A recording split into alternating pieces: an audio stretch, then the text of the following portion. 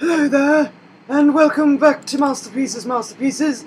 This is episode 12, and we're going to be discussing the episode 11, called Persuasions. Well, I'll be discussing it. This is my show now, and, oh, who am I kidding? Here's Lexitron. And I just wanted to introduce the show for once, since I'm not on it anymore.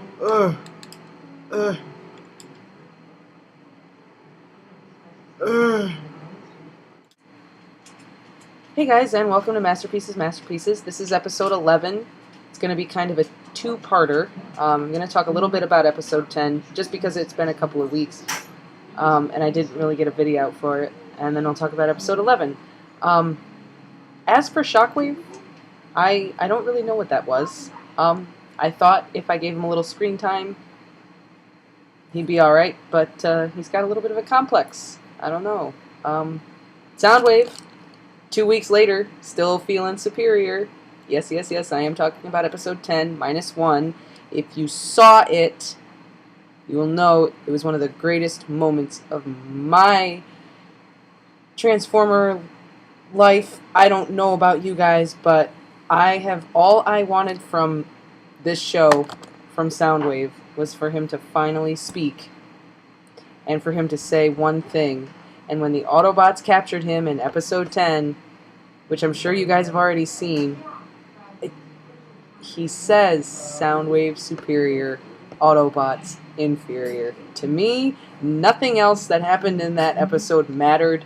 I'm sorry everyone else, but to me, episode 10 was all about a Soundwave celebration of just badassness. And again, if I were going to review the episode, it would be 2 weeks after. I just don't feel like there's a point. Besides, like I said, that episode was all about Soundwave being superior. And he said it. He said the words. And I'm pretty sure it was Frank Welker with lots of voice effects. But I'm pretty sure it was Frank Welker that did it. So anyway, that... just nothing tops that. Nothing. I don't think the writers can top that for me. I think that was like the crowning moment. I don't know what's going to happen in the finale, but I already had my ultimate Decepticon moment. So whatever's going to happen is going to happen. But they've already just, with me, I'm already happy. They've just that was the icing on the cake for me with that episode. But anyway, let's just start talking about episode 11, shall we? Persuasions, which was last week's episode. And hopefully this weekend I'll have an episode out for you for this week's episode. Anyway, this week's episode was called Persuasions. And it picks right back up where episode 10 left off. Alright, so Optimus and Predaking are still fighting. And Predaking gets this close to delivering that final blow on Optimus. He comes so close. So close. And Megatron informs him that he has to go to the base where the Autobots are currently fighting Shockwave and Steves. Or rather, fighting Shockwave and slaughtering Steves. And he has to go assist them. And Predaking, you can tell he's not happy about this. He wants to kick Prime's butt.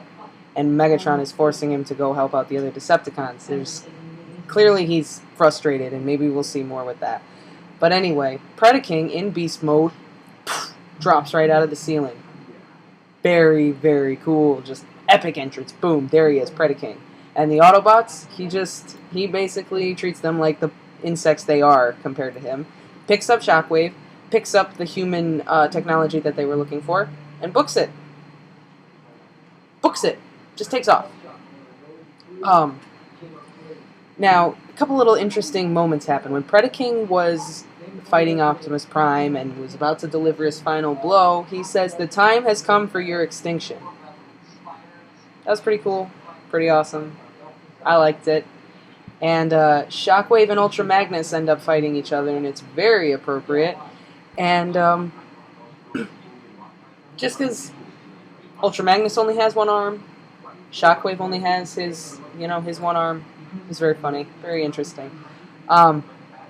And then, so Predaking books it, and so everyone comes back to the Autobot base and realize that Ratchet's gone. Because Soundwave, as you know in the last episode, allowed himself to get captured just so he could steal Ratchet out of the base in the first place. And we find out Megatron is going to see if Ratchet can... First, what he tries to do is he puts Ratchet through a cortical psychic patch to try and find the formula for stabilizing synthetic energon. Once they realize this doesn't work, he has to convince Ratchet to work on the formula for him. So, what he says is, listen, if you don't work on this formula, because of Soundwave, I know where the Autobot base is, I know where the kids are. If you don't work on this formula, I'm going to blow everybody up. And decides to do it anyway. Sends out Starscream to go and blow up the Autobot base anyway. Well, the Autobots are made very well aware, and Starscream blows up the wrong hangar, so he doesn't even destroy the Autobots. So there's that. Meanwhile, the Autobots are doing all they can to try... after the base blows up, they do all they can to try and find Ratchet. And try and put something together so that they can start trying to locate Ratchet and the Nemesis's location. We learn that Raph has been learning Cybertronian from Ratchet. So they're working on trying to figure out how to track Ratchet down, and they all miss him and blah blah blah blah blah. Meanwhile, Ratchet's like, I can't do this. I can't do this formula thing for you. You're a Decepticon. How do I know that if you say you're going to keep anybody safe, you're actually going to do it? Megatron looks at him and says, I'm not expecting you to believe me. I'm a Decepticon. By nature, should I expect you to believe anything I say? And Ratchet just kind of doesn't really know what to say to this, but then Megatron shows him that with the technology they have managed to build an Omega lock that actually functions. As Ratchet says, good or bad or whatever, you can't replicate the original Omega lock because there's something mystical about it. Then he sees that Megatron's actually built one, and Ratchet realizes that this formula is what stands between him and his home being rebuilt, and Megatron knows this, so he plays the "this is bigger than alliances" card. And Ratchet agrees to work for Megatron to figure out this formula. He kind of, I don't know how you guys feel about that, but I can understand why Ratchet is doing what he's doing, because Megatron worked him right into it, you know what I mean? I understand why Ratchet did what he did. And this is the first episode we've actually seen the kids in a while. We actually see the kids, and Raph says at one point, "Miko, I needed that." Oh, yay, cute moments with the kids, yay. It was nice to not see the kids for a while. Honestly, I enjoyed it. But, that's the episode. Pretty much Ratchet kind of joined the dark side.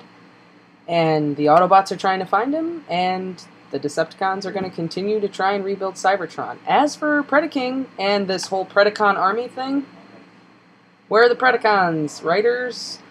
What's going to happen next? I want to know what's going on with Predacons and Predaking. I want something more to happen. I'm wanting something. They're not delivering on this whole Predaking thing, this beast hunters, where's it gonna go? I'm waiting, guys. I'm waiting for this. But anyway, like I said, I'm sorry I didn't get an episode out for episode 10.